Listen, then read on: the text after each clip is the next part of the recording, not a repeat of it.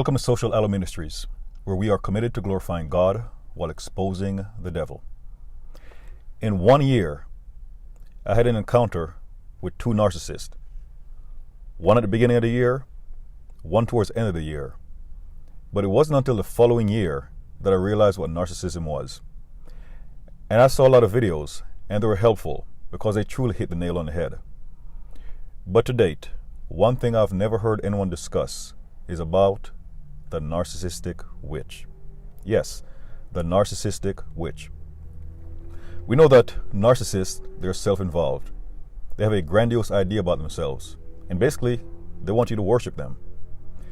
Witchcraft is when a person imposes his or her will to manipulate another person's will, or the person works as an intermediary to impose another person's will, I'll say person A, on person C's, because that intermediary is person B. Person C is other person's will that they're trying to manipulate. When it comes to manipulation, for example, one of the basic levels of witchcraft is simply lying. A person can lie by an act of commission, so they actually say something to mislead a person, or an act of omission. They conveniently leave a fact out that would change a person's decision-making process. Every narcissist can be labeled as a witch because that person is manipulative. That person is twisting other people's mindsets in order to get their way. But there's some witches, some narcissists, who are operating in high-level witchcraft, and that is when impure spirits get involved. There are some people who are in relationships, and they're in relationships only because witchcraft is involved. Some people are actually married because of witchcraft. Because if the target was in his or her right mind, he or she would have never gotten involved with the narcissist. In some cases, the person has come to his or her senses and is trying to leave the relationship, but for some reason it's like he or she cannot.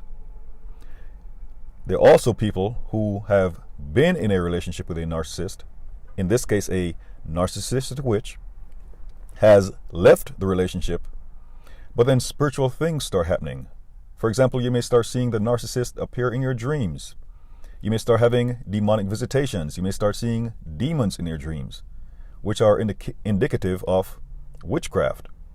You may start having dreams of receiving things to eat or drink, doing things in your dreams that you wouldn't do in real life, because there is a narcissistic witch. And for those of you who have dealt with a narcissist that isn't operating in high-level witchcraft, not to make light of your situation, but until you have dealt with a narcissistic witch, it's like you haven't seen anything yet. Because strategies, for example, blocking a person on social media. You know that a narcissist will most likely create alternate accounts to try to get access to you. You may cut off the narcissist friends and family. And the narcissist may try getting to your friends and family. But when it's a narcissistic witch, that narcissist is conjuring up devils to monitor you, try to get information.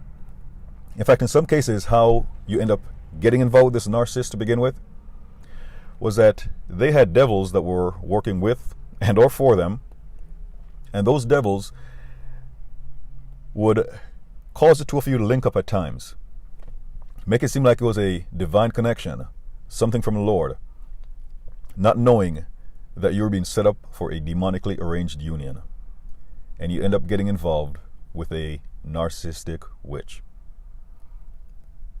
Also, one of the signs to look for: if you end up being with someone, or someone expresses interest in you, and you initially looked at the person as someone you would have never been with, and you get to know the person a little bit, and it's like you would never be with this person, but then suddenly things change. Now, I have said before that, for example, in the case of a God-ordained spouse, sometimes the Lord will present a spouse to you, and that spouse comes in a package that was not your quote-unquote type. But when you see the person's spiritual characteristics, the Lord will reveal things about the person that you start finding yourself being drawn to that individual. But the devil, he attempts to corrupt and or counterfeit the things of the Lord. So whereas if the Lord presents someone to you, maybe the person wasn't your type, but then you get to know that person, and then you realize he or she's incredible. And suddenly your type doesn't matter anymore because you see something in the person. And basically what you see in the person is a measure of God, because our bodies are temples of the Holy Spirit. But when witchcraft is involved, you may find yourself being drawn to someone and you don't even know why you're drawn to the individual. And that's the key thing to look forward. If you find yourself being drawn to an individual and you don't know why you're drawn to that individual,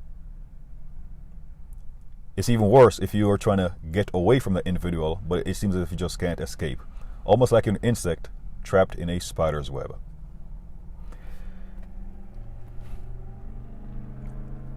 I don't want to be too long, but like I said, many people are familiar with narcissist. But we also have to be on the lookout for the narcissistic witch. Those who are operating in witchcraft and are trying to capture people's soul. God bless you.